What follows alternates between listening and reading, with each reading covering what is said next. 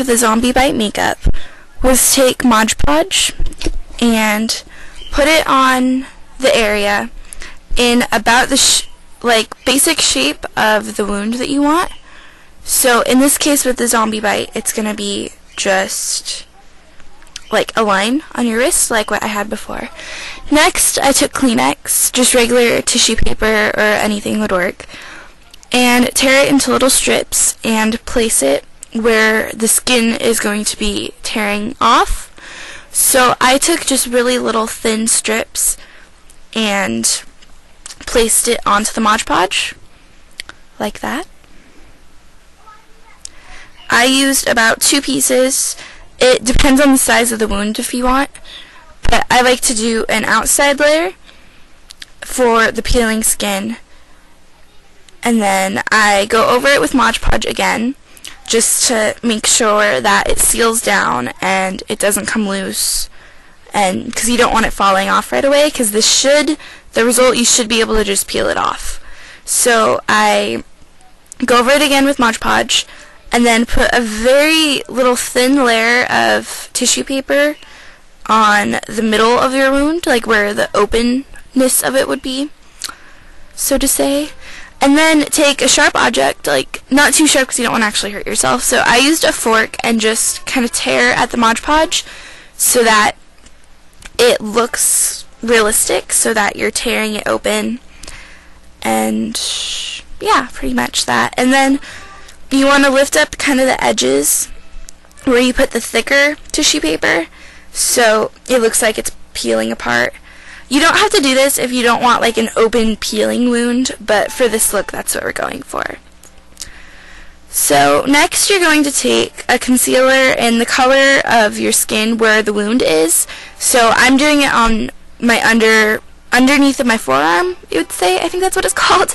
And so I want a foundation that matches my color, and I'm pale as all get out, so that's what I'm doing. Mine's a little darker than my skin just because that's my foundation I use for my face, and I don't really have any that's pale enough to match my arms. So just go the closest to your skin color that you can get and do that. You want to blend it in to make sure it looks like it's at your actual skin. You don't want like white skin peeling off from like darker skin, so you're just making it look more realistic at this point. And then start to peel off the extra Mod Podge on the side. You don't have to do this if you don't want to, but if you leave it on, it'll turn out looking more scar-ish than wound-ish, I think you'd say. So I'm just peeling off the excess so I don't have it all over. Yeah.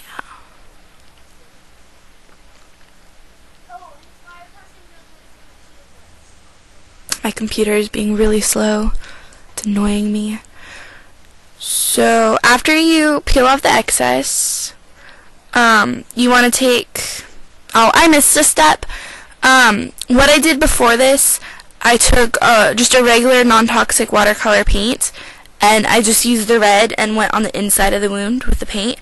It's just a red mix. You want to mix a little bit of brown in it, but you don't need a whole lot. And then in that step, I just took a dark, kind of brownish, blackish mixed eyeshadow and went on the outside edge where it would be peeling just to give it depth and make sure it looks like it's a deep wound. So I'm taking the watercolors again, and I'm taking blackish brown again, just to go into the depths, like kind of where the pockets of the skin are, where it's peeling off. You want to really get it into there so that it really gives it that depth, realistic look to it. And then I'm taking fake blood. I'm using theatrical blood for Night Stalkers. It's non-toxic and it looks and flows and thickens like real blood, so it's really good to get that texture in there. So I'm just dabbing that on the inside of the wound and kind of let it drip a little bit into the pockets that I talked about earlier for the skin peeling. And you want to just make it look like it's a fresh, open wound. You just got ripped open by a zombie.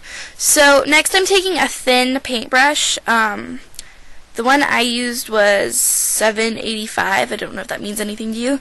But just take a little bit of the blood I talked about earlier and just make sure you really get it into the edges. And then I'm taking like a skin-colored eyeshadow, powder, foundation, whatever you want, and blending in on the sides to match it into my skin, and just darkening it up and really giving it depth. And I'm still doing that.